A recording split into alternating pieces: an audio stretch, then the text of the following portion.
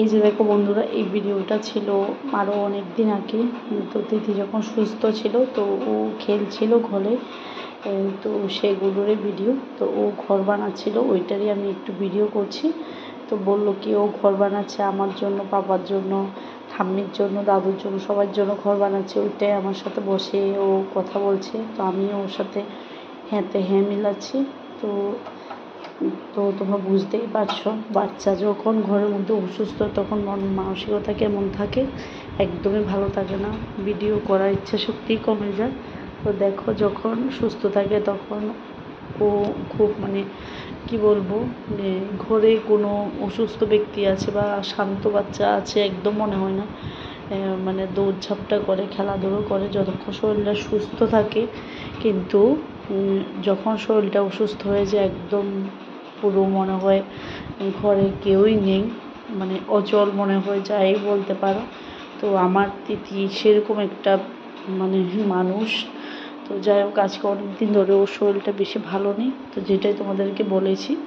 তো শরীরটা ভালো নেই, তার জন্য কোনো ভিডিও দিতে পারছি না, একদমই ইচ্ছে করে না ভিডিও দিতে, মন মানসিকতা একদমই খারাপ হয়ে আছে।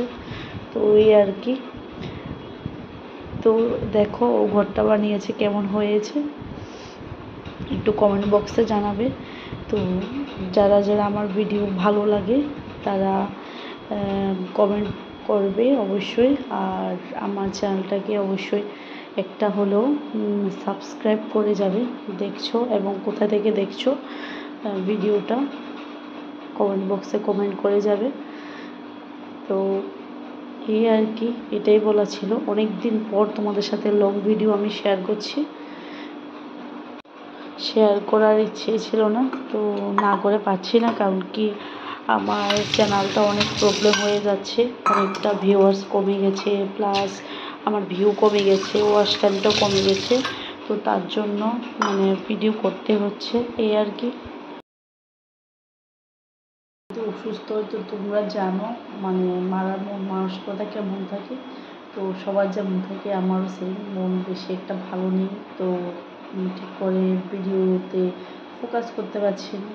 তো অনেক দিন ধরে বেবি অসুস্থ, তো এই আর কি, ঠিকভাবে আমি ভিডিও দিতে পারছি না। তো দেখতে পাচ্ছি অনেক কি বলবো, আমার ভিউয়ার্স কমে গেছে, তারপর ওয়াচ টাইমটা অনেকটাই কমে গেছে। তো এই আর কি। তো আমি যতই না ঠিকভাবে ভিডিও দিতে পারছি না, তোমরা আমার সাথে থেকো। তো নিশ্চয়ই আমি ভিডিও দিতে চেষ্টা করবো ফাঁকে ফাঁকে। তো যখন পারি তখন আমি অবশ্যই ভিডিও দেব। তো টাটা।